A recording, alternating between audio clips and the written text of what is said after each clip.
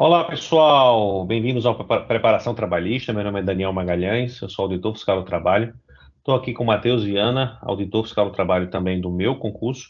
Ele que é formado em psicologia e tem não só sobre concurso, mas também sobre preparação para essa e outras provas, muito a contribuir conosco. Matheus, seja bem-vindo. Agradeço a disponibilidade e já lhe coloco uma pergunta. Você sempre sonhou ser auditor fiscal do trabalho? É, Primeiramente, boa noite a todos que estão acompanhando. Boa noite, Daniel. É um prazer ter recebido o convite aqui de estar participando dessa entrevista.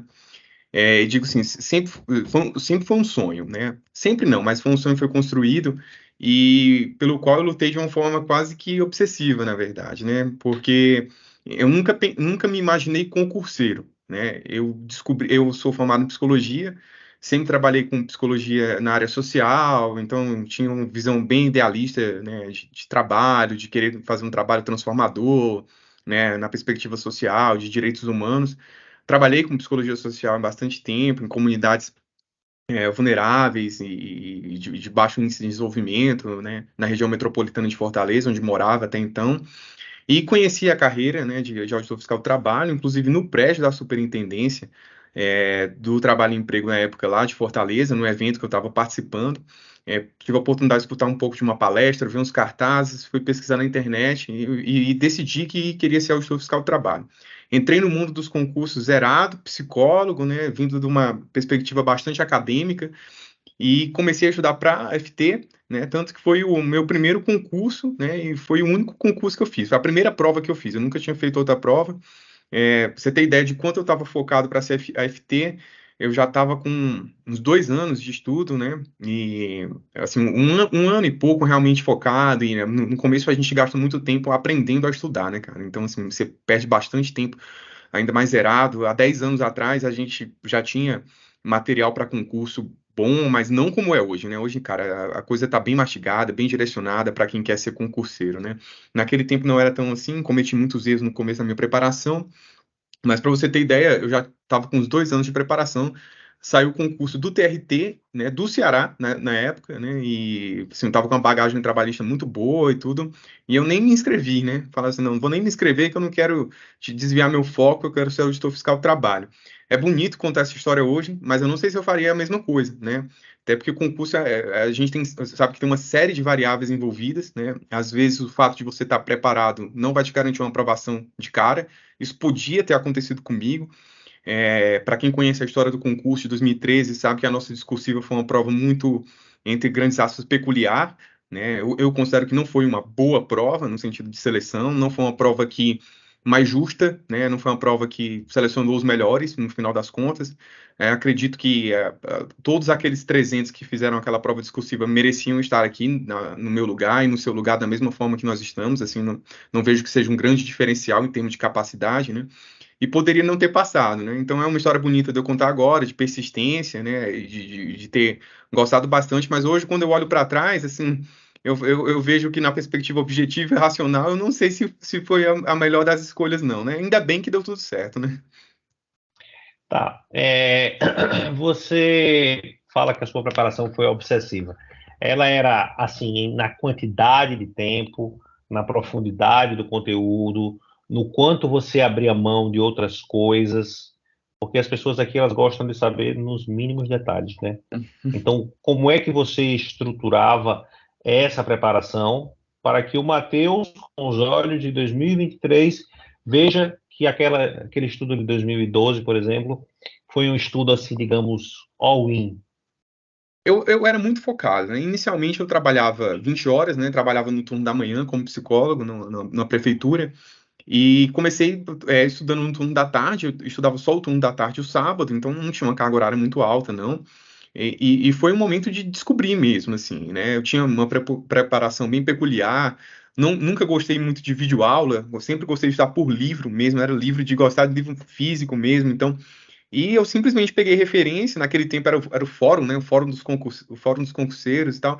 Pegava as referências dos melhores materiais e ia ler mesmo, lia livro inteiro e tudo.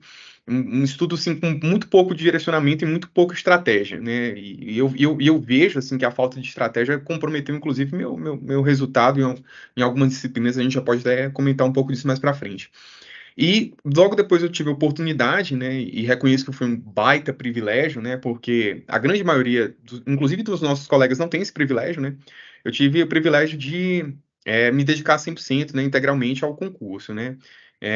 Não vou dizer que isso foi um super diferencial, né, até porque a gente sabe, depois que a gente passa, que a gente vê que a grande maioria dos colegas são trabalhadores, né, são muitos servidores e tudo, então já antecipo para quem está me ouvindo que falar assim, ah, meu Deus do céu, porque eu não estou me dedicando integralmente, que não vai dar para mim, não é a questão. Mas quando eu comecei a me dedicar integralmente, eu falava assim, cara, vai ser o trabalho para mim. Basicamente era isso mesmo. Então eu literalmente estudava no horário comercial e estudava no sábado de manhã também. Mas antes, até o edital foi assim, né? Então sempre tive um dia de descanso 100% livre de estudo. Para mim isso era fundamental numa preparação de médio prazo, longo prazo, né? Pensando na perspectiva de sanidade mental, qualidade do estudo mesmo. Então sempre tive um dia total de descanso e estudava ali no horário comercial, mas isso eu era insuportável, né? Assim, eu era muito chato com a minha rotina de estudo, então eu sempre coloquei para mim que seria como um trabalho, sabe? Então, assim, se eu não negocio com o trabalho, se eu não posso faltar ao trabalho, eu não faltava. Então, realmente eu era muito comprometido com isso, mesmo com a minha carga horária semanal. Dei uma sumida boa mesmo de amigos, da vida social. Então, o meu círculo era muito, muito, muito, muito boêmio mesmo. Então, assim, era mesmo que eu quisesse ali acompanhar, eu tivesse tempo livre, porque eu encerrava ali no começo da noite mesmo, ali, umas 6:30 da noite, eu estava livre, né? Então, às vezes eu pegava um cinema, algum tipo de coisa, mas eu acabei ficando um pouco mais distante dos meus amigos, porque eu tinha um círculo muito boêmio e a questão não era ter tempo para estar com eles, né? Era o prejuízo que eu teria depois, assim, de saída, de balada, de bebida, que a gente sabe que compromete demais, né? O desempenho, qualidade do sono, capacidade de lidar com as coisas no outro dia, e isso eu cortei 100% nesse período mesmo. Né? Então, quando eu saía era meu sábado, né? Sábado à noite ele dava uma saída, isso eu mantive ali até o edital, né? E aí, pós-edital, foi aquela insanidade, né? De 2013, né? Para quem não sabe, a gente teve durante a história inteira da FT, o concurso foi feito pela ESAF, CESP chegou a primeira vez em 2013, com um edital completamente diferente, cheio de matérias novas, foi uma surpresa para todo mundo, ninguém esperava por aquilo. A gente teve que estudar várias matérias do zero, foi desesperador, foi complicado. Eu acho que quando o edital saiu, muita gente chorou, muita gente puxou os cabelos ali. Eu lembro que foi uma situação desesperadora para mim, que estava focado há 2 anos naquilo, né? E aí eu me lembro que eu passei 57 dias sem sair de casa, né? Depois do edital. Eu tenho esse número na minha cabeça até hoje, sem sair de casa mesmo, né? Pós-edital é pós-edital, né? Aí chegou no 57º dia, não era o dia da prova ainda, faltavam poucos dias. Eu falei, meu amigo, eu vou enlouquecer, né? Aí precisei dar uma saída, voltei ali, só para aquele esquema final de revisão e fui fazer a prova.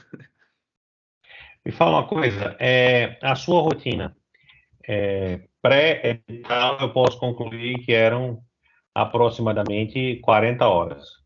E Isso. no pós-edital, eu suponho então que você tenha feito 50 horas, 45 horas, como é que você definiria isso?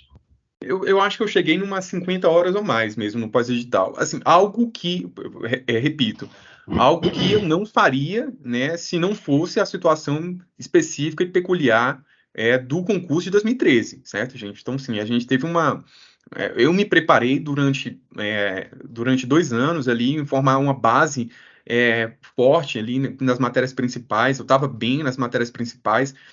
A minha preparação foi realmente para lidar com um pós-edital muito mais tranquilo, certo? Não era para isso que eu estava me preparando. Agora, a situação ali atípica, né, de 2013 me fez me colocar num nível de dedicação maior, né? Inclusive, eu preparo alunos hoje, né?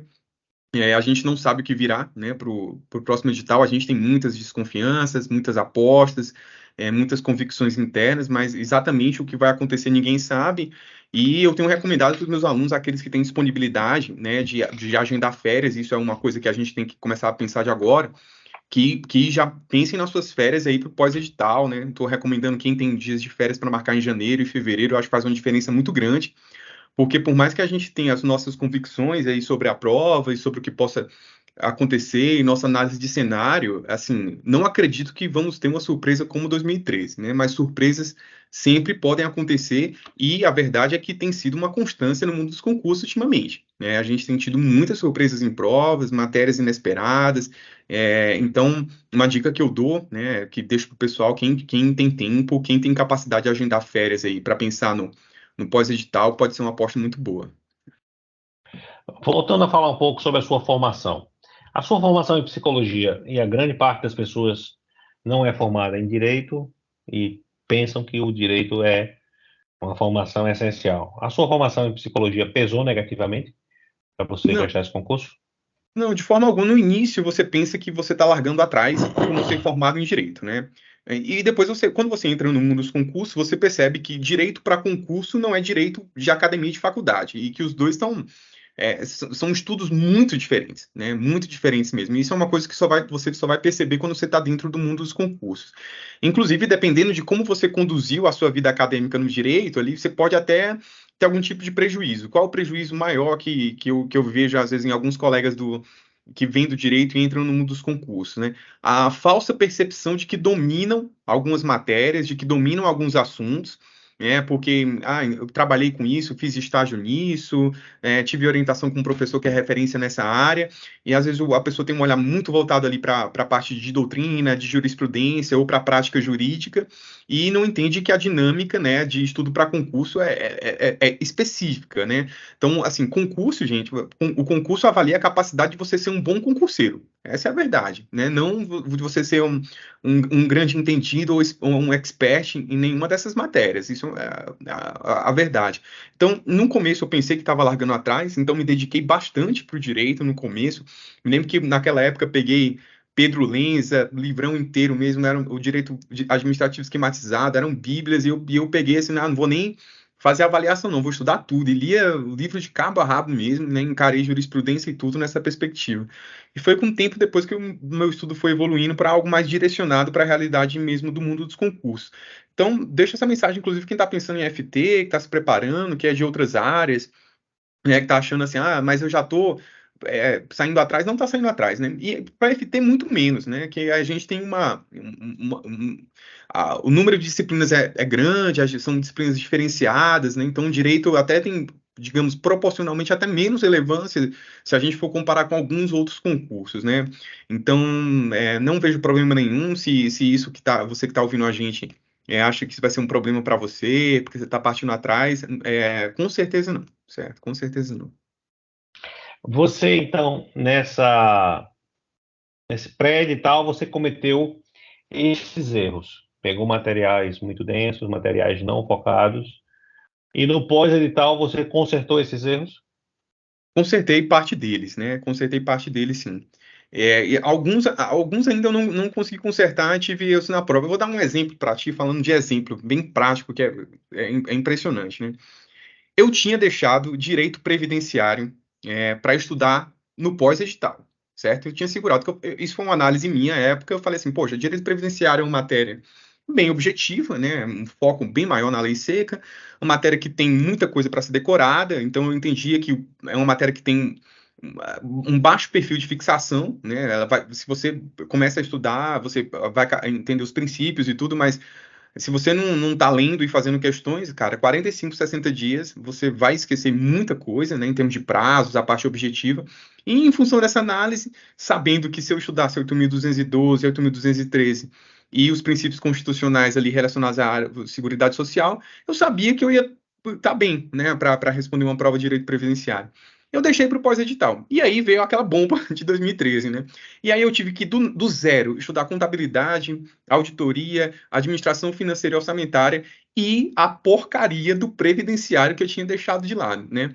E aí, nesse cenário de aperto mesmo, né, eu tive que fazer uma estratégia de concurseiro. E eu me lembro que, na época, eu entrei no estratégia e procurei, não foi por referência de nome de professor nem nada, eu procurei o menor PDF de previdenciário. Não foi o melhor, eu peguei o menor. Ainda me lembro, era um PDF de uma professora, eu não me recordo o nome dela, mas lembro que era uma mulher.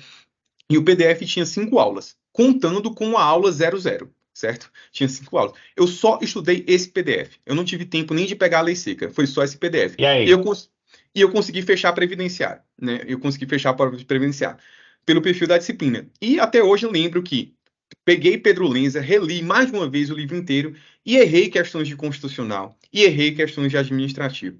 Então, isso tem a ver com estratégia total, né? Uma matéria que eu tive que lidar com ali de última hora, fiz uma estratégia diferenciada, um pouco mais agressiva para ela, mas focando efetivamente no que é cobrado, no coração da matéria, e acabei conseguindo fechar a prova, né? Enquanto errei questões de constitucional administrativo, que para mim foram as que mais doeram para mim, pelo nível de dedicação, porque basicamente eu comecei a estudar, acho que a primeira matéria que eu comecei a estudar, a primeira matéria que eu comecei a foi direito constitucional e direito administrativo. E você começa a evoluir na matéria e você quer pegar casos, e quer pegar cases, né, de jurisprudência, acompanhar, e vai entrando no negócio, e às vezes você esquece que era melhor você estar perdendo tempo, relendo a lei seca, e chega na prova e às vezes você perde uma questão porque você esqueceu uma coisa que era óbvio, mas era uma coisa de decorar, uma coisa de literalidade, enquanto você tinha a capacidade de talvez discursar e falar durante 20, 25, 30 minutos sobre um tema no nível jurisprudencial. Esse foi um grande erro e isso apareceu na minha prova. Consegui fechar previdenciário nesse aperreio inteiro, e foi fechar a prova inteira, e saí devendo questões de constitucional administrativo, que eu estava com 2 anos de bagagem nas costas, estudando doutrina e jurisprudência, né?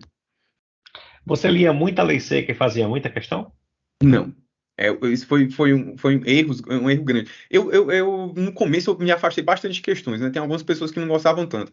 Então, eu não gostava muito de fazer questão no começo, assim, preferia gastar meu tempo estudando. Era um pensamento bem equivocado, assim, no sentido de que se eu tô estudando mais, eu tô aprendendo mais, né? Em vez de ficar me desafiando, gastando tempo com questões, né? E lei seca no começo também foi um problema para mim.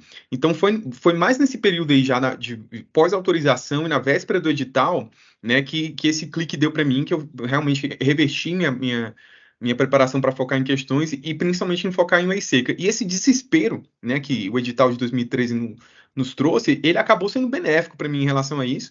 Eu tive que ser forçado a fazer uma preparação muito mais focada. Talvez se o edital não tivesse vindo daquela forma e eu tivesse mantido alguns dos métodos meus ali prévios ao edital, eu nem sei se o resultado teria sido o mesmo, inclusive, né? Vamos transformar o que você disse agora em, supor, princípios. Material focado, muitas vezes pode ser melhor que um material muito prolixo, muito aprofundado, que às vezes vai tomar um tempo e não vai agregar pontos. Inclusão de lei seca, inclusão de questões na rotina.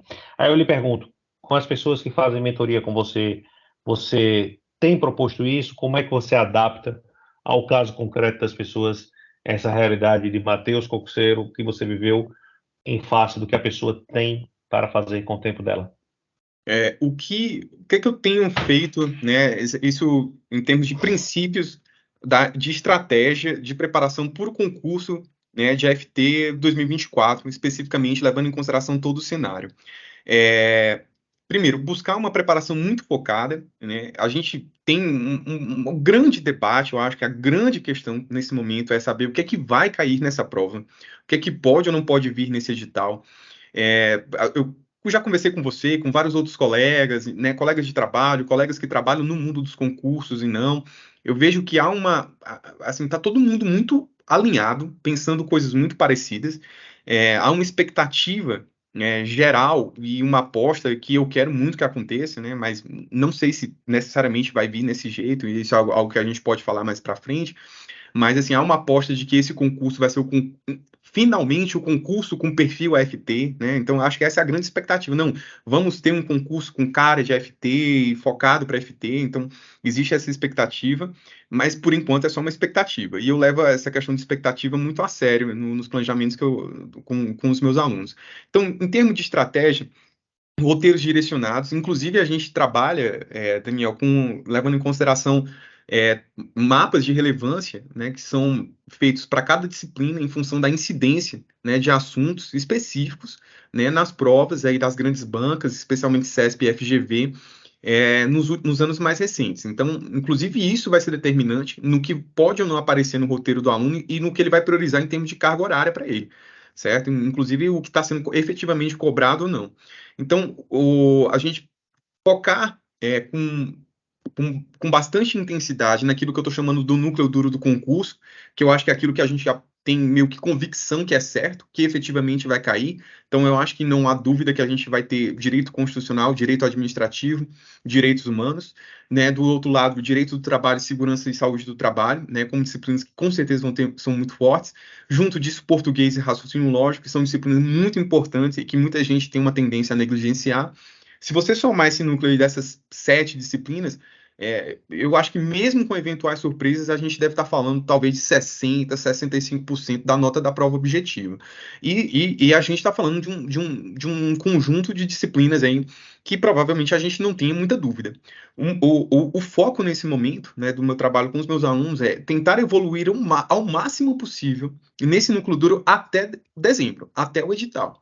Então, a ideia é que que o edital não chegue e eu esteja no meio da minha preparação de constitucional, que eu esteja no meio do meu curso de direito do trabalho. A ideia é que a gente chegue ali no meio de dezembro, final de dezembro, concluindo o estudo básico dessas matérias, eu chamando de estudo básico aí, ainda que envolve o estudo teórico mesmo, de buscar material, PDF, etc., e associado com questões para, a partir da saída do edital, a gente possa, nessas matérias que a gente sabe que são certas, realmente estar com uma dedicação voltada para revisão e questões, e aí é só revisão e questões, né? Inclusive os roteiros que a gente tem trabalhado, nesses roteiros mais experientes, que são os roteiros que a gente vai trabalhar no pós-edital, voltados muito para a lei seca, com indicação de jurisprudência, indicação de súmulas, os artigos principais, lei seca, e depois disso, através desses mapas estruturados, esquemas, questões. Então, revisão, questões. Isso, né, em tese, vai nos permitir para lidar com eventuais surpresas, né? Lidar com aquilo que a gente ainda não sabe do edital. Então, como é que eu me preparo para eventuais surpresas, né? Estando muito bem naquilo que a gente sabe que é certo, que é mais previsível, né? Para tentar ter tempo eventualmente, para lidar com o imprevisível. E pós-edital, muito direcionado mesmo para a lei seca e resolução de questões, e absorver aí a mentalidade das bancas específicas. Né?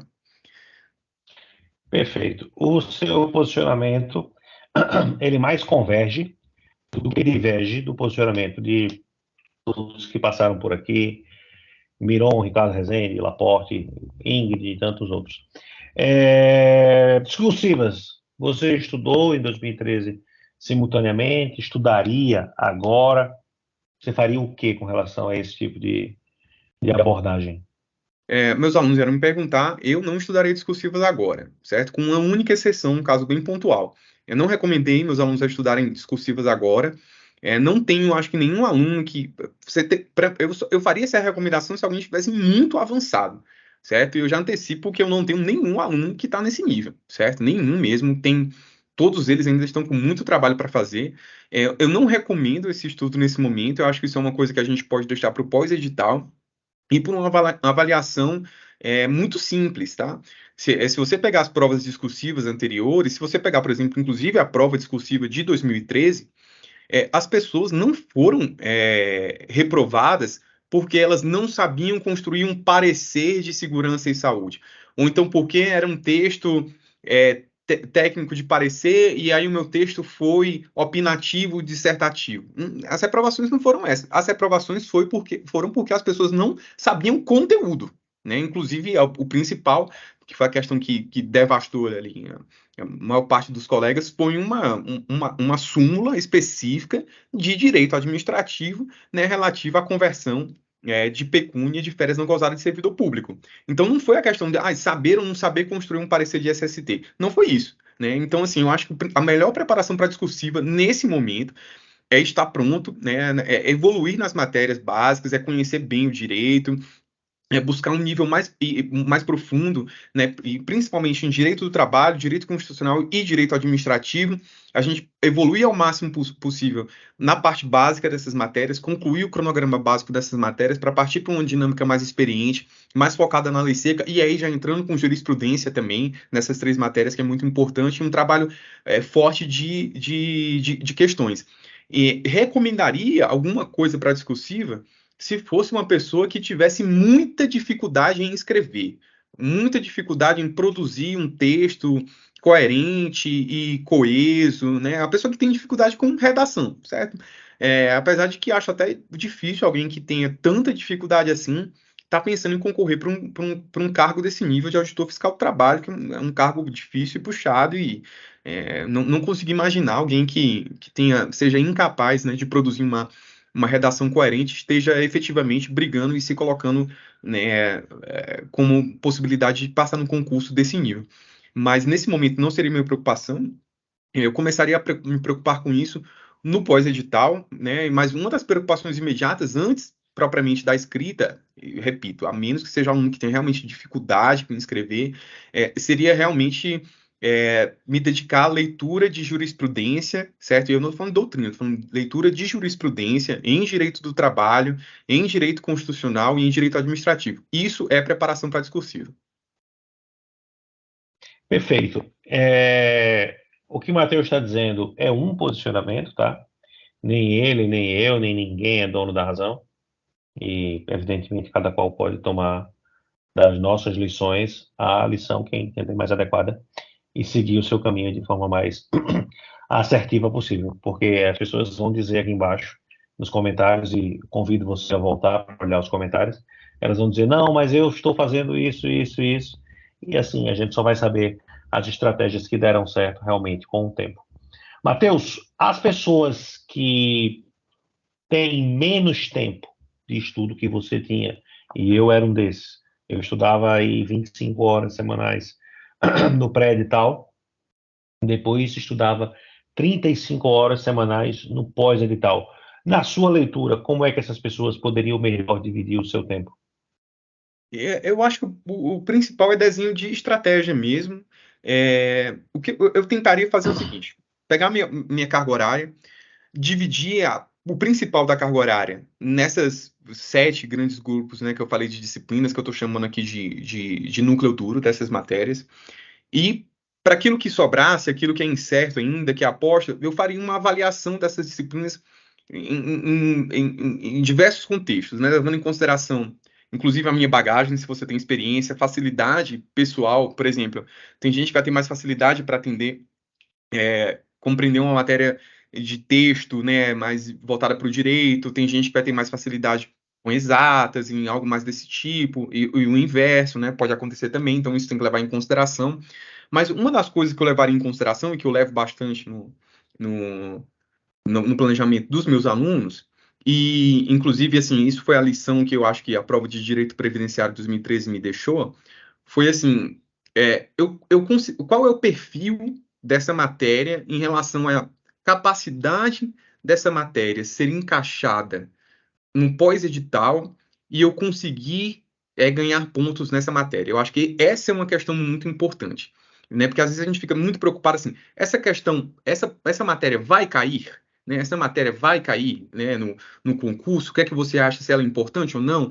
Está sendo cobrada pelas bancas ou não? Tem correlação com a carreira ou não? É importante que ela vá ou não? Então, um exemplo claro, por exemplo, é previdenciário. Eu acredito que nós vamos ter previdenciário ou Seguridade Social, se não como uma matéria isolada, ali dentro de um cronograma de outra disciplina. Eu acho assim, extremamente provável, eu apostaria em todas as minhas forças nisso. Mas eu entendo, né, que num contexto de uma pessoa que tem pouco tempo, se ela desenhar uma estratégia um pouco mais agressiva para essa disciplina, focada na lei seca, e começar a trabalhar mais para o final da preparação ali e já no pós-edital, eu entendo que essa pessoa consiga angariar um bom número de pontos nessa matéria, certo? Por outro lado, por exemplo, você pega a tecnologia da informação.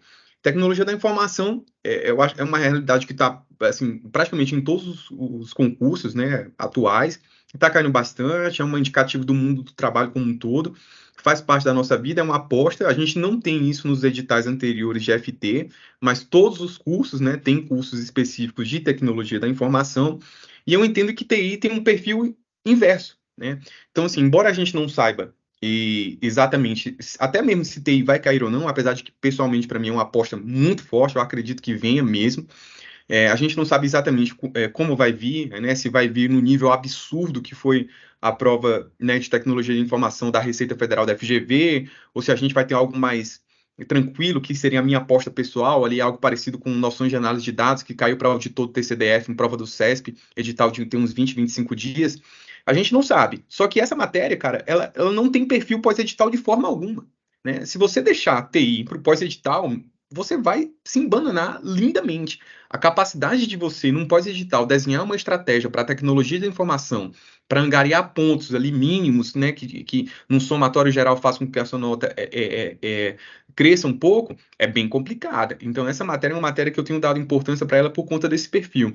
Outras matérias que a gente segue em dúvida também, por exemplo, a auditoria, administração financeira orçamentária, são matérias que não estou menosprezando a matéria, tá? Mas que eu consigo vislumbrar estratégias para você conquistar ponto nessas matérias em caso de necessidade, num espaço de tempo menor. Então, o que eu faria realmente nesse contexto de tempo, de menor tempo aí no pós-edital, seria realmente buscar evoluir o máximo possível nas matérias básicas, não ter medo de deixar algumas matérias para depois, se for o caso.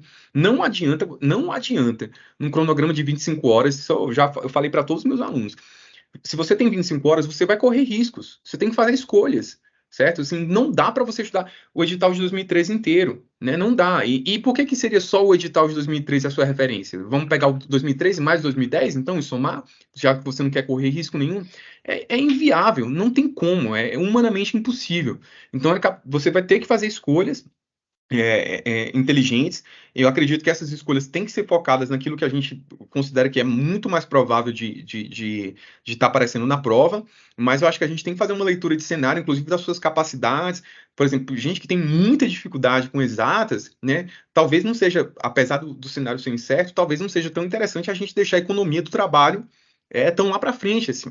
Certo? Pessoa que tem muita dificuldade. Então, não é só uma avaliação do que eu acho que pode ou não pode mais cair que vai determinar o que tem que estar mais presente. Então, inclusive, a minha capacidade de aprendizado, a minha relação com a matéria, e principalmente para mim se eu tivesse um edital e somente 90 dias, nesses 90 dias, não vamos pegar um cenário pior, eu vou ter 60 dias, que seria o mínimo, né? Entre edital e prova. Nesses 60 dias, eu consigo desenhar uma estratégia para lidar com essa matéria e conseguir o mínimo, né? Ou conseguir uma pontuação interessante nessa matéria? Se a resposta for não, talvez seja interessante a gente começar essa matéria a partir de agora, ainda que devagar, né? Então, e aí é um cenário de equilíbrio, né, entre várias questões. Mas eu focaria no básico, mas não só nisso. Eu ficaria atento a algumas outras matérias, alguns outros movimentos, em especial aquelas matérias que envolvem um pouco mais de aprendizado, que são menos decoreba, que envolvem você realmente entrar numa nova linguagem, como é tecnologia da informação, como é economia, como é, por exemplo, contabilidade. Você tem que entrar numa nova linguagem, uma nova economia conceitual, e que dificilmente você vai conseguir lidar com isso no pós-edital. Perfeito. Outra pergunta que sempre fazem e vão fazer aqui também nos comentários. Dá tempo ainda de quem está chegando e vendo esse vídeo agora, agosto, setembro, pegar essa prova e tentar competir? Eu já estou entendendo a sua resposta, mas sintetize isso de maneira mais concreta. Rapaz, eu vou te falar uma coisa, viu, Daniel? Assim, eu tenho conversado com várias pessoas, assim, vai de mentor a gente do mundo dos concursos. A impressão que eu tenho é que não caiu a ficha 100% em ninguém do que significa efetivamente 900 vagas, sabe? E com possibilidades reais a gente chegar a 1.125 e talvez 1.350. É muita vaga. Todo mundo tem uma sensação, assim, é muita vaga, mas o pessoal acho que ainda não entendeu o que são 900 vagas. É vaga pra caramba. Então, assim, não é fácil, certo? Não é fácil mesmo. A gente não pode menosprezar a dimensão do que é uma prova para auditor fiscal do trabalho. Só que eu acredito que se a pessoa está disposta a correr riscos, né, e aí ela vai ter que limitar ainda mais as escolhas dela em relação a onde investir, e eu investiria realmente as minhas fichas, principalmente nas matérias principais, mais importantes, se a pessoa está disposta a fazer um planejamento de risco e mesmo assim se dedicar bastante, porque isso que eu acho mais difícil, sabe, Daniel? Que uma coisa é você se dedicar bastante, tendo uma perspectiva objetiva e pessoal de você acreditar que você tem grandes chances. Agora, às vezes é muito difícil aquele aluno que ele sabe que está entrando numa estratégia de risco, ele entrar numa dedicação, num foco total, porque ele entende que está correndo risco, ele acaba deixando de lado esse foco, né? Então, mas se a pessoa está disposta a entrar com foco total e entrar para jogar, eu acredito que com uma estratégia um pouco mais agressiva, né, em relação à escolha do que estudar ou não e do que se dedicar ou não, ela tem a capacidade por conta desse dimensionamento de vagas, certo? Agora, não é uma tarefa difícil, eu acho que a gente está no limite do tempo de pensar num projeto específico para FT. Mas eu penso especificamente na quantidade de vagas que é realmente muito absurda. E assim, se alguém está na dúvida ainda, o que é que eu faria? Cara, se fosse para correr risco, eu correria risco num concurso de 900 vagas, velho, não num concurso de 100, de 50 vagas. É muito grande, então a gente fala que concurso não é aposta, efetivamente não é aposta, é uma preparação de médio prazo, a gente tem estimativas, né? Na empresa que eu trabalho, a gente estima que uma preparação básica para a área fiscal ela dura aproximadamente 1.500 horas. Né? Isso é assim, para você estar bem competitivo para entrar num pós-edital de uma área fiscal e a partir desse pós-edital trabalhar somente com a legislação específica, né, da Receita Federal ou de um ICMS, de uma Cefaz da vida, né? Então, é bastante tempo. Só que o cenário é diferente. O cenário é diferente e o principal é que temos um edital pela frente que ninguém sabe o que vai ser, né? A verdade é essa também. Recentemente me contratou um rapaz na minha mentoria, basicamente para tentar me convencer que ele deveria começar a estudar agora numa estratégia de longo prazo, esperando o próximo FT, o próximo depois do próximo, né? Sem ser o próximo 2024. O que é que você acha disso? Porque Eu, tem eu, gente, tem gente achando que essa é uma estratégia válida, deixar para o próximo depois do de 24.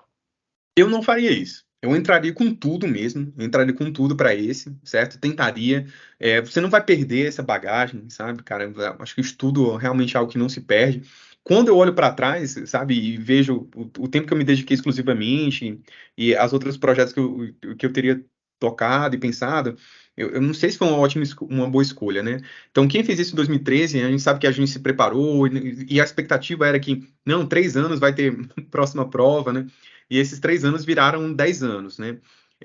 A gente tem uma expectativa realmente de que o que se passou com a carreira nos últimos anos não aconteça novamente, né? A gente não precisa de um concurso grande, parece que esse concurso vai ser a solução de todos os problemas. A gente precisa de projetos de carreira, né? De recomposição permanente, isso que é relevante. Mas, assim, pensando em cenário político também, cara, entrar mais de 1.000 auditores, eu acho que a tendência para dar uma segurada uns anos depois é, infelizmente, é bem provável. Eu não faria isso, eu entraria com tudo na carreira para essa preparação. Em caso negativo, não, cara, porque eu preciso começar devagar, eu quero ir com calma, eu quero fazer um trabalho bem feito. Eu focaria em escolher uma área, né, seja uma área fiscal, área de controle, ou então uma área de tribunais, e começar um planejamento, né, básico nessa área específica para construir base nessa área específica e depois, né, conforme aparecerem notícias de concurso, fazer uma eleição de concurso específico. A essa altura da nossa entrevista, você deve estar sendo visto como uma pessoa prodígio, que fez o primeiro concurso, estudou 40 horas, depois estudou 50 horas e passou no primeiro e único concurso que fez e virou auditor fiscal do trabalho. Quais são e quais foram seus principais defeitos que, se a sua história não fosse uma história vencedora, teriam impactado negativamente a sua aprovação? Eu acho que o principal defeito foi muita teimosia, sabe? Assim, a capacidade de querer fazer as coisas ali do jeito que eu acreditava necessariamente, insistir num modo de preparação, mesmo escutando, por exemplo, cara, a questão de fazer questões era algo, assim, acho que não tinha nem polêmica, sabe? Assim, isso é uma coisa que se fala no mundo dos concursos há décadas, né? Da importância. Eu me lembro que fui assinar um site de resolução de questões, cara, né? Na nossa época também o forte era o TEC e o QC também, né? Eu acho que eu fui assinar, tipo, nas vésperas do edital, não tinha nem assinatura, né, cara, e isso para mim foi um erro grande, assim, teimosia minha mesmo, eu acho que foi um erro que impactou bastante, poderia ter sido um problema muito maior, né, em relação a essa preparação, e talvez não ter feito aquela prova de TRT, né, era uma coisa que se eu olho para o passado, assim, eu falava assim, poxa, eu estava num nível bom, né, eu não tinha edital, o edital não tinha saído, a autorização não tinha saído, e naquela insistência, né, porque eu acredito que você é FT, que isso é para mim, hoje eu conto essa história, todo mundo acha bonito, eu acho bonito também, mas assim, se eu fosse conversar com os meus alunos hoje, eu nunca os orientaria nesse sentido, né, de colocar desse jeito todos os ovos numa cesta só. Mas eu acho que esses foram os principais erros, assim, erros pessoais, de defeitos meus, né? E de estratégia, eu acho que realmente foi, assim, é, pensar que o estudo em alto nível era me dedicar simplesmente à leitura de material de um nível elevado, entendeu? Eu acho que esse talvez tenha sido o meu erro prático maior, entendeu? Tipo assim, não, eu quero chegar muito bem, eu quero aprender muito, e aí então eu tenho que pegar o material mais difícil, eu tenho que pegar o livro mais completo. Eu acho que esse foi o maior erro, entendeu? Vejo que talvez, cara, eu vejo que se eu tivesse, inclusive no meu pós-edital, talvez feito coisa básica, cara, assim, tipo, leitura da Constituição, entendeu? Talvez eu não teria errado coisas que eu errei e lembro de detalhes de páginas do livro do Pedro Lenza que eu lembrava em detalhes, entendeu? E deixei de lado, por exemplo, fazer uma leitura da Constituição limpa e seca ali, por exemplo. Era algo que hoje eu faria, com certeza, com certeza. Eu já falei aqui em outras ocasiões que as histórias que a gente conta são histórias vencedoras, mas que não quer dizer que não foram histórias que tiveram erros, nem que tiveram riscos. Certamente tem histórias que foram mais arriscadas e que poderiam ter dado muito mais certo que a nossa. Em 2010, por exemplo, pessoas que não estudaram raciocínio lógico foram eliminadas, no mínimo, por matéria, estando nas cabeças. Essas histórias nunca foram nem nunca serão contadas. Mas podem ter sido também, poderiam ter sido boas histórias se o cenário não fosse um pouco diferente. Você, então, hoje tem como certo, posso concluir de maneira um pouco apressada, que o melhor material hoje é aquele material em PDF, material mais sintético, material mais puxado para a lei seca, evitaria sair dos grandes cânones, dos grandes livrões. Hoje, no contexto atual, sim. Para a grande maioria das pessoas, certo? Isso com exceção de gente que tenha realmente muita base aí. Mas eu, com certeza. Inclusive, por exemplo, a gente utiliza bastante o estratégia, né? O material de estratégia. Inclusive em alguns roteiros, com alguns alunos, né? Em questões de tempo, a gente trabalha. Eu trabalho, inclusive, com PDF simplificado, entendeu? Sem problema, sem medo nenhum, cara. Assim, sem medo nenhum de estar trabalhando com isso, né? Eu iria realmente nessa linha, né? E me preocuparia um pouquinho realmente com o direito do trabalho constitucional administrativo, vou bater nessa tecla, e entender que é provável que a gente tenha questões difíceis, certo? Nessas três disciplinas, só que a ideia é que adquirir conhecimento para passar por essas questões difíceis não implica necessariamente você estar lendo cânones ali e livro de faculdade, certo? Eu acho que isso é o grande erro das pessoas, certo? Então, às vezes, está acompanhando ali caderno, tá acompanhando caderno de jurisprudência e fazendo questões difíceis também, o que vai te provocar, inclusive na linha dessa banca, pode ser bem mais produtivo. Inclusive, quando você chega num certo nível ali de desempenho específico, e vamos falar agora de, não direito do trabalho é um outro mundinho, posso separar até, mas em direito constitucional, em direito administrativo, acho que depois que você chega num certo nível de desempenho ali, depois dos 80% ali, eu acho que para você ganhar mais 5%, acho que o custo-benefício em termos de hora não vale a pena, sabe? Eu acho que não vale a pena no geral, né? Aí a minha preocupação seria muito mais com como isso pode ser abordado numa prova discursiva, né? E aí eu falo não de técnica de redação ou de produção de texto, mas realmente de buscar assuntos muito específicos e jurisprudência muito específica. Eu acho que isso pode acontecer, então acompanhar a jurisprudência das matérias é importante. Direito do trabalho, por outro lado, eu acho que a gente, na medida do possível, é bom dar uma aprofundada, né? Então, direito do trabalho, não. Direito do trabalho, a gente, com os meus alunos que já conseguiram avançar mais na matéria, vários deles já estão trabalhando, inclusive, com dois materiais, então, só que a gente tem muita coisa boa no mercado, por exemplo, o Ricardo Rezende, né, cara, pô, o Rezende é sensacional, assim, sabe, assim, eu não consigo entender a necessidade de qualquer outro material além do livro do Ricardo, entendeu? Foi meu livro de preparação de cabeceira para direito do trabalho. Ele faz uma coisa direcionada para o concurso. Eu acho que ele consegue fazer justamente esse equilíbrio, né? De trazer essa parte mais complexa e profunda para o nível de concurseiro, para a linguagem de concurseiro. E tem o livro e tem o curso dele também, né, cara? Que é uma coisa nova que não teve na nossa preparação. Que eu acho mais. Além disso, cara, eu não consigo. Era um investimento que eu não faria. certo? A menos que a pessoa tivesse realmente muito tempo livre e que já tivesse passado por, assim, por coisas do edital de 2010, de 13, já está super bem em tecnologia da informação, já sabe programar em SQL, sabe, já está manjando de derivado em economia do trabalho, já está super bem em contabilidade, aí sim, mas, cara, eu não conheço ninguém que está nesse nível. Ninguém. Eu acho que ninguém tem nem perto ainda. Tá. Eu acho que sobre estudo a gente já falou de maneira adequada. Reforço que quem quiser comentar aqui, comente aqui embaixo, que tanto eu quanto o Matheus iremos nos responder. Você foi lotado inicialmente em Macapá, e você me dizia lá em Brasília que você passou muito pouco tempo em Macapá. Você poderia falar um pouco sobre essa experiência, o que é que as pessoas podem esperar disso?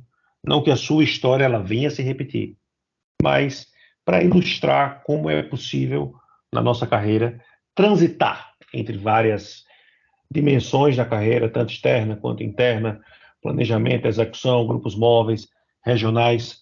Faça um panorama sobre essa sua trajetória. Eu entrei em Macapá, né?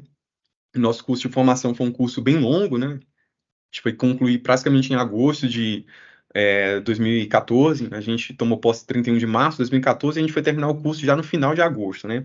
Isso levando em consideração também, pessoal, a parte prática, né? Que foi as fiscalizações que a gente fez com acompanhamento dos colegas das regionais, né? Etc. E, assim, eu fui para Macapá e foi uma experiência ótima, né? Tem dificuldade de adaptação, assim, é um movimento humano complexo, né? Para mim era um movimento humano complexo. Na época, antes de ser auditor, eu ganhava um salário que hoje é menos que um salário mínimo, né? E aí, de repente, você dá um salto. Eu passei a ganhar imediatamente 12, 13 vezes o que eu recebia, né? Então você tem uma falsa sensação de que você é um super-herói, que você pode tudo, que você está endinheirado, né? E o que é uma ilusão que você percebe muito rapidamente que era uma ilusão, né? E aí você chega cheio de expectativas, né? Em relação ao trabalho, em relação à vida também, em relação a uma série de coisas. E aí a vida vai te apresentando a realidade, né? Mostrando que muitas dessas coisas não eram como você pensava que ia ser, e que os problemas vão continuar acontecendo, e que, por mais que seja o emprego dos sonhos, é só um trabalho, é só um emprego, certo? E às vezes a gente, né, fala, meu Deus do céu, você vai resolver a sua vida agora. Não, cara, é um trabalho, né? É um trabalho. E isso vai se apresentando com o tempo, e eu acho que conforme esse tempo vai chegando, algumas coisas vão se tornando um pouco mais difíceis. Mais para um, menos para outros, você vai se adaptando, vai se colocando, né? Eu estava em Macapá, eu era solteiro, sem filho, sem nada, não tinha nada que me prendesse. E ainda no final de 2014, né, surgiu a oportunidade de fazer uma seleção para um grupo móvel, um grupo específico. Era um grupo que não é um grupo que não existe mais, certo? Na Inspeção do Trabalho, que existia naquele tempo chamado GEMAI. Era um grupo móvel de fiscalização de obras de infraestrutura. Bem interessante o trabalho do grupo. Naquele tempo a gente estava muito forte a parte de obras de infraestrutura no Brasil, né, pré-Lava Jato, então a gente tinha empresas grandes trabalhando em obras grandes na parte de infraestrutura. Também trabalhei com a fiscalização das obras das Olimpíadas, né, que aconteceram também naquele período, e era psicólogo, né, de formação, trabalhando, fiscalizando segurança e saúde do trabalho na Odebrecht, na Queiroz Galvão, conversando com talvez os engenheiros mais capacitados do país, assim, né? E foi um desafio, mas foi sensacional.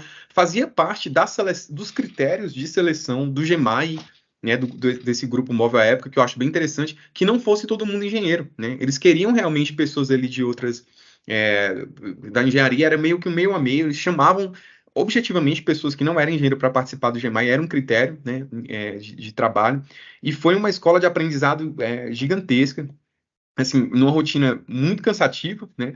A época, cara, eu viajava 2 semanas. Então, eu viajava numa segunda-feira e ficava viajando até a sexta-feira da semana subsequente, certo? Então, passava 12 dias fora de casa viajando e aí ficava uma semana em casa só, né? Só uma semaninha. E nessa semana eu tinha algumas folgas que compensavam o meu trabalho realizado nos finais de semana e turnos noturnos, só que eu tinha relatório de fiscalização, uma série de coisas para fazer, e você chegava em casa ali também, tem que resolver as coisas de casa, conta para pagar, e então era uma rotina muito cansativa, assim, que eu não desfazia a mala mesmo. E assim, com uns 2 anos, mais ou menos, eu já estava bem cansado dessa rotina, né? Só que aí, principalmente por efeito da Lava Jato, né, o desaquecimento do setor de infraestrutura no Brasil, o grupo começou a realmente perder ali a- o grosso das demandas que tinha, né? Que a gente trabalhava em obra realmente de grande porte, e foi uma opção da CIT encerrar os trabalhos do grupo, né? E aí foi quando eu fui convidado para trabalhar na CIT, né? Na Secretaria de Inspeção do Trabalho, com gestão, e eu tô lá já há 7 anos. Me encontrei lá, adoro trabalhar com gestão, né, me identifico como gestor, né, fiz 2 especializações em gestão nesse período, né, gosto muito de trabalhar na parte da gestão e tô lá desde de 2016. Nesse período que eu estava no Grupo Móvel, eu conseguia morar em Fortaleza, né, que é a minha terra natal. Apesar da lotação, fiquei morando lá, me deslocava, né, morando entre aspas, né, assim, descansava ali entre as operações em Fortaleza. E aí depois fui para a Secretaria de Inspeção do Trabalho. Também não fui um convite para trabalhar, tá? Não fui removido inicialmente. E posteriormente eu fui removido, né, para a CIT. Hoje a minha lotação é a Secretaria de Inspeção do Trabalho. Tá. Eu sei o que você pensa, mas eu preciso perguntar. É uma realidade que entra na expressão hoje já trabalhar em Brasília, já ir para a City? O que é que você pensa a respeito disso? Olha, assim, eu acho que a principal coisa que a gente tem que falar para o colega é assim, não contem com nada, certo? Não é porque vocês escutaram falar que fulano fez. Às vezes a gente vê Às vezes a gente vê colega nas redes sociais, o cara, tranquilo, às vezes a gente vê colega nas redes sociais, o cara tá, tipo, já contando, não, eu vou fazer esse concurso porque eu já vou pro grupo móvel, não sei o quê. Eu falo assim, não contem com nada, certo? E eu vou repetir uma coisa que eu falei aqui, cara, você tá fazendo é um concurso público, mas no final das contas é uma seleção de emprego, tá? Você tá prestando um trabalho. E assim, a inspeção do trabalho tem muitos desafios, né? Daniel, que é chefe também, sabe disso. Assim, a gente tem desafios imensos e a gente tem uma dívida gigantesca com o Brasil. É um buraco, né, que a gente deixou no Brasil aí por conta dessa falta de auditores em diversos setores. E eu vou falar, por parte da Secretaria de Inspeção do Trabalho, a prioridade é responder, né, por essas ausências, é melhorar o trabalho e não simplesmente acolher as questões pessoais. Apesar de que isso é sempre algo que é levado em consideração, certo? Na inspeção do trabalho, sempre é levado em consideração. Então, não conte com nada. Não contem com nada. Mas pode acontecer. Em relação a Brasília, é, eu acho que talvez não é tão complicado assim, gente. Por quê? Vamos falar de panorama bastidor agora. O pessoal gosta de bastidor, né?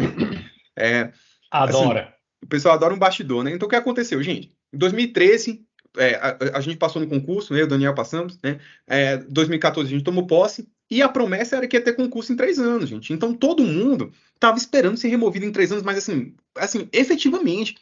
Eu tenho um colega que ele comprou apartamento, gente, ali em 2014, 2015, em São Paulo, porque ele falou assim: não, São Paulo é remoção mais fácil, já tinha feito os cálculos, então eu vou conseguir. E o pessoal chegou a comprar imóvel e tudo, assim, do nível de certeza que as pessoas tinham que a remoção ia sair. E não saiu. E tem gente que vai completar agora 10 anos de norte, certo? Então aconteceu isso também.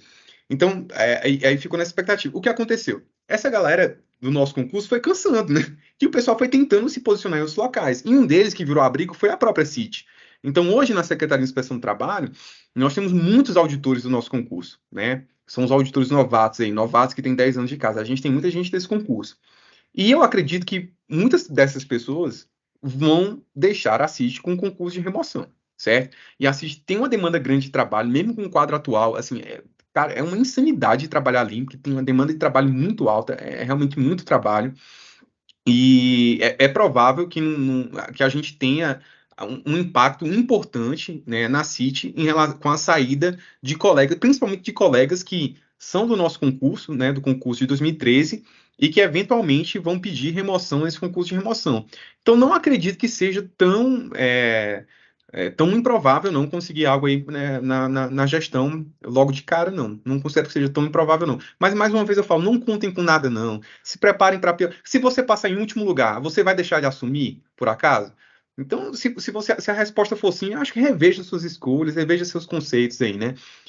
Agora, se você não, estou fazendo, quero passar meu sonho em CFT, se prepare para tudo, né? Se prepare para tudo, se prepare para trabalhar, para prestar um bom serviço, né? E eu tenho certeza que você vai achar seu lugar na nossa carreira. Ela é muito dinâmica. A melhor coisa dela, né, Daniel? Assim, cara, você tem N coisas diferentes para fazer. Assim, a menos que você tenha muita má vontade mesmo, né? Ou você não goste de trabalhar, Aí você talvez não se encaixe, mas se você gosta de trabalhar e quer ser um bom servidor público, você vai achar seu lugar, não tenho dúvida. Perfeito. Essa semana, Charlinho postou uma foto fazendo uma inspeção numa mina de ouro. Eu nem sabia que existiam com tanta frequência, mas ele fez uma inspeção na qual, inclusive, grande parte da comunicação teria que se dar em espanhol, porque os trabalhadores eram peruanos. A expertise dessas pessoas foi ter que ser buscada fora do Brasil. Revisando aqui as nossas perguntas, que a gente sempre tem que ter uma cola, só não pode cola na prova, né?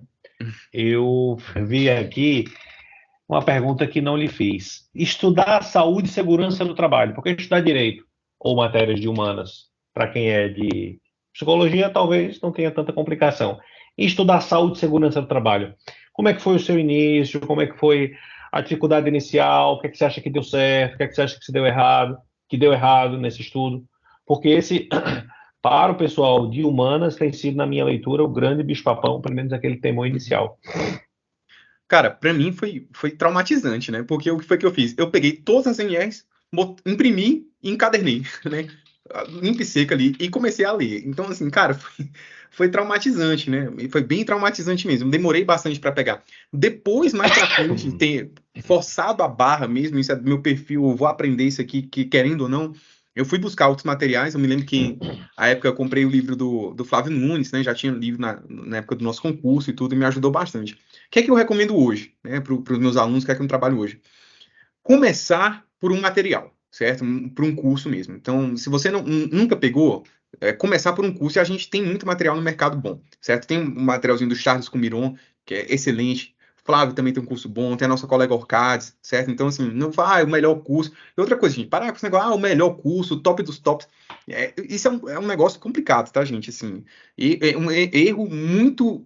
Erro dos meus alunos, o erro mais comum dos meus alunos experientes é perder tempo com material, certo? Sabe, o cara, ele acha que não tá com o material mais top, aí sai uma coisa nova no mercado, ele não, esse aqui é o top do top, aí ele quer voltar para 00 porque ele pensa assim, não, eu já vi a 00, mas eu não vi a 00 com o top do top, então vou voltar, e o cara fica num ciclo infinito que não vai para frente. Muita gente faz isso, tá? Então, tem muita coisa boa no mercado, citei 3 materiais que são excelentes, né, materiais de colegas de trabalho, tem vários outros também.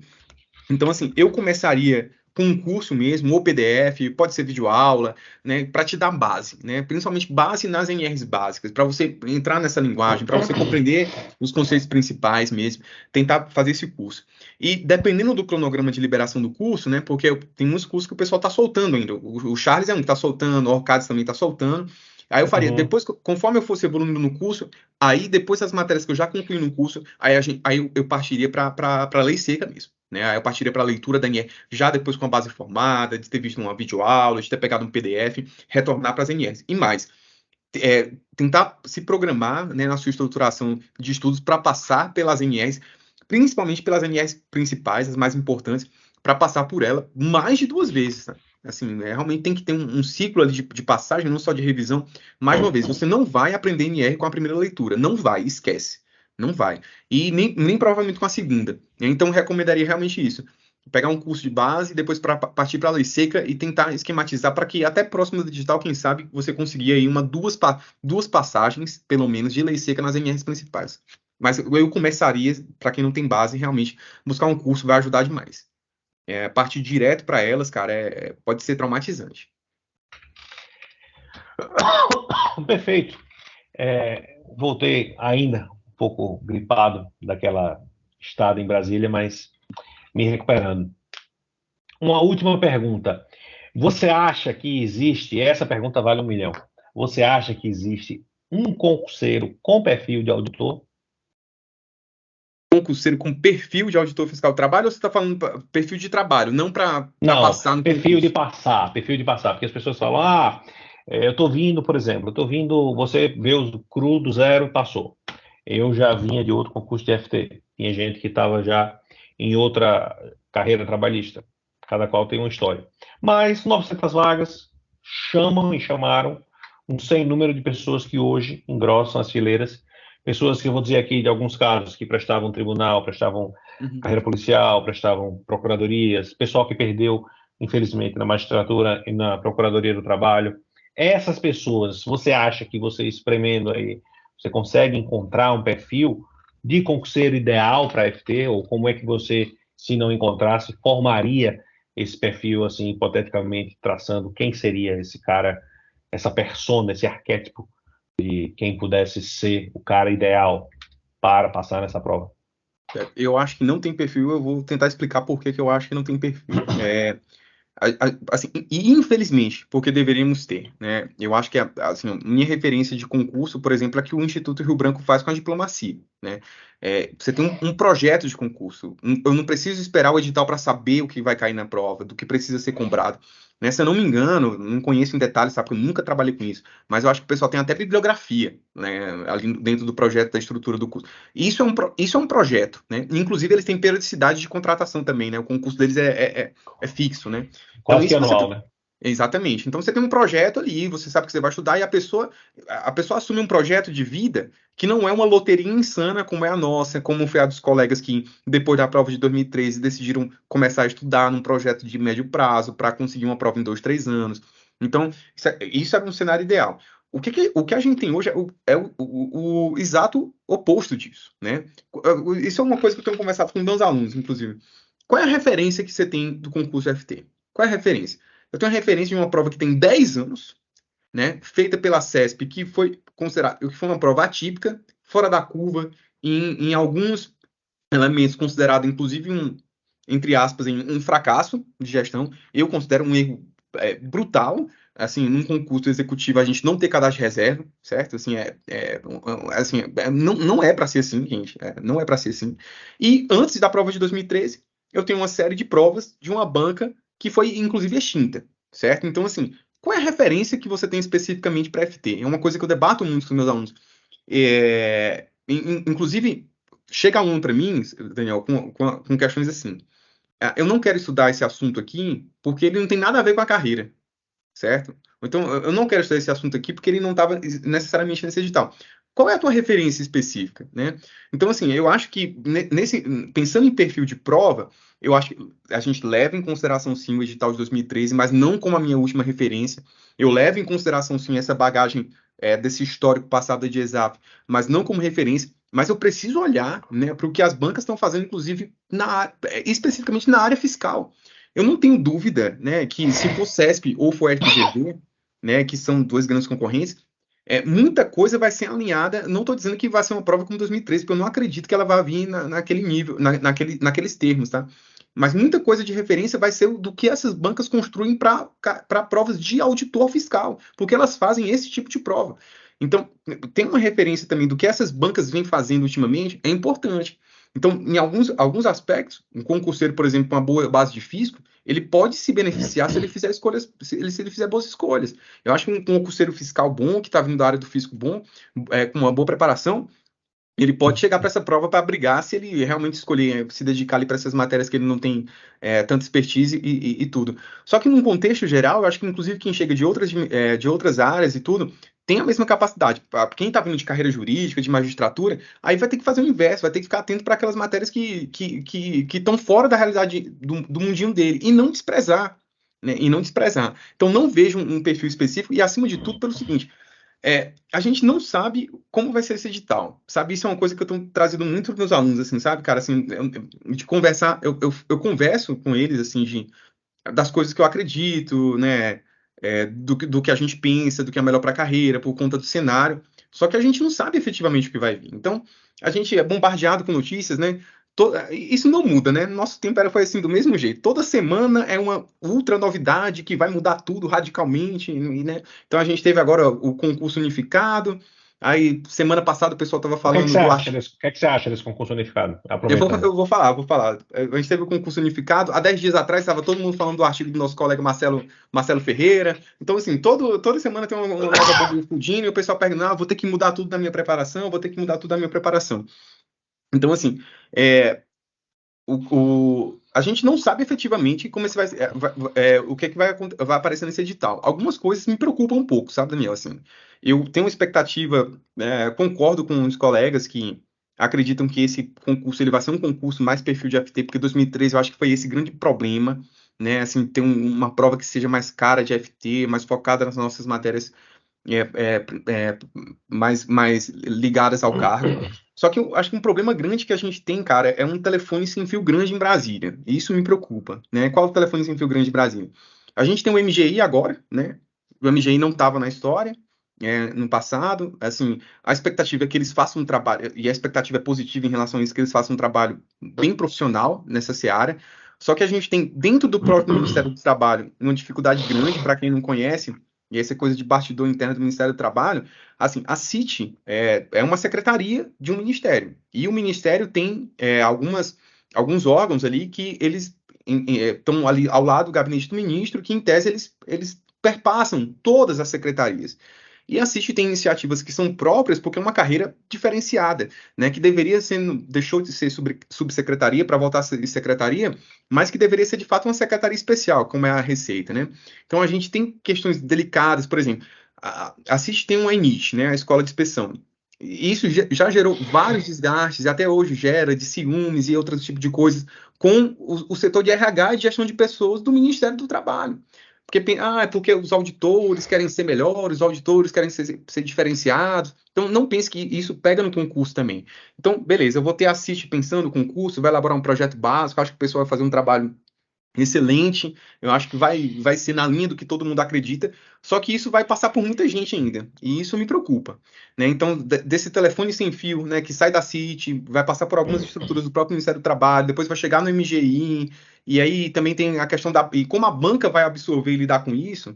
Esse telefone sem fio me preocupa um pouco, independentemente de saber que a intenção da CIT seja realmente fazer uma prova diferenciada e focada para auditor fiscal do trabalho.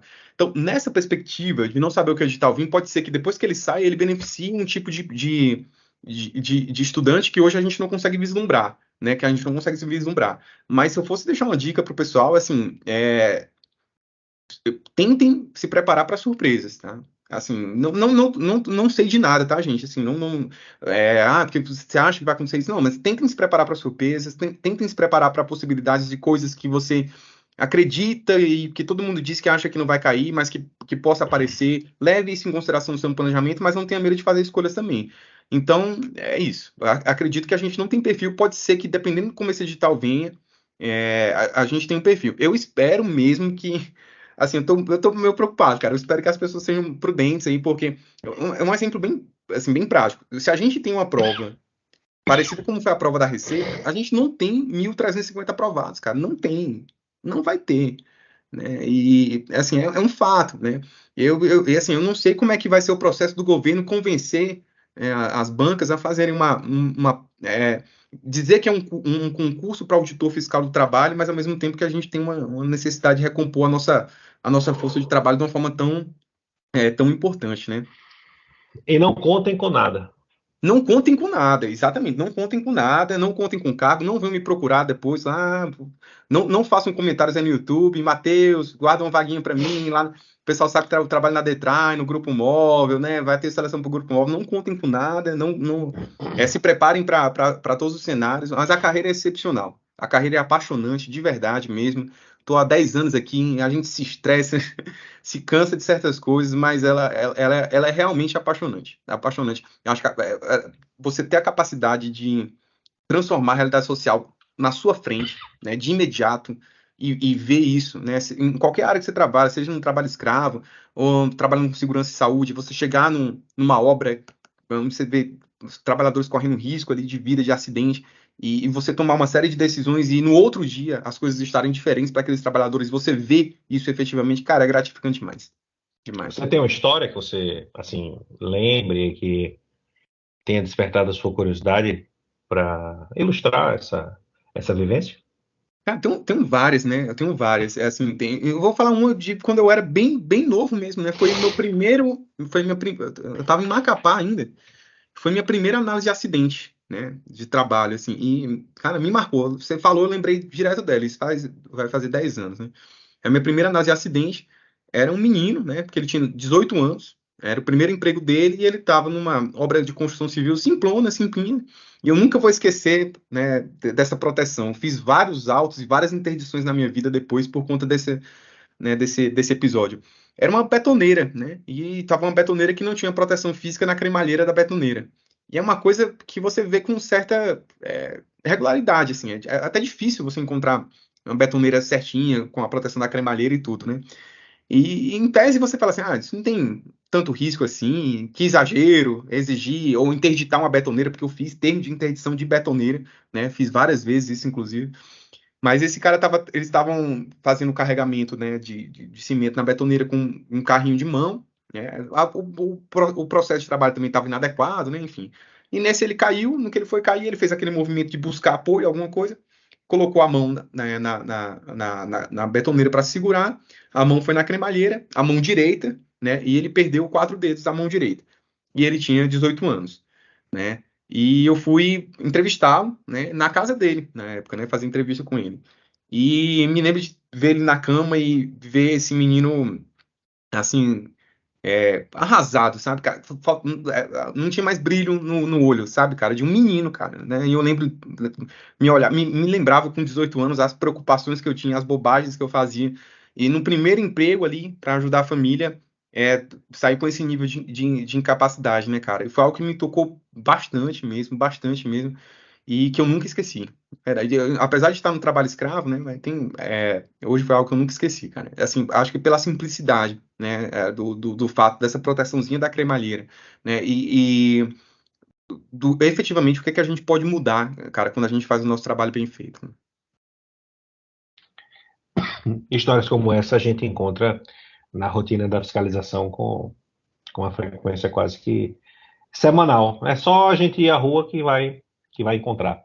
E sobre os posicionamentos que eventualmente as pessoas podem vir a nos cobrar, desde 2015 eu me posiciono na internet, né? Então, tem fala minha para tudo que é gosto, mas nada do que eu falei vincula para o futuro, muito menos para 2024. É uma preocupação minha também, Matheus, a gente não conseguir prover esses cargos 900 ou os excedentes, mas vamos pedir a Deus e vamos esperar que existam realmente provas e critérios consentâneos com o que a gente espera e que a gente consiga recompor a carreira que tanta gente precisa.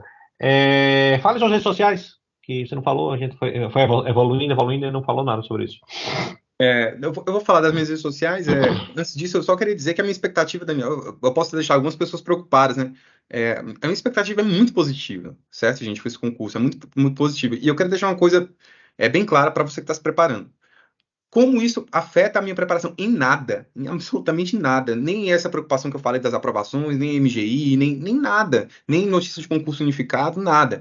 Né? Siga a sua preparação se você tem um bom planejamento, certo? E planejamento não é cronograma, tá, gente? Planejamento é diferente de cronograma, mas você tem um bom planejamento, passos para traçar, siga seu planejamento, vá em frente, assim, não tem nada que você precise saber nesse momento que seja importante para você decidir o que fazer. Nada. Em termos de notícia, de bastidor, esquece isso aí, né? O tempo que você está perdendo em grupo, em rede social também, diminua esse tempo aí.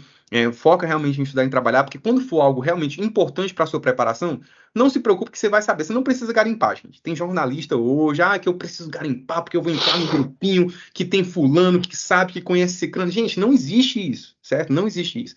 Porque é o Matheus que... Não existe, eu não sei de nada que outras pessoas não saibam também. Então esquece a expectativa de que você vai conseguir em algum grupo informação lá. Segue seu trabalho, não se preocupa com isso, tá certo?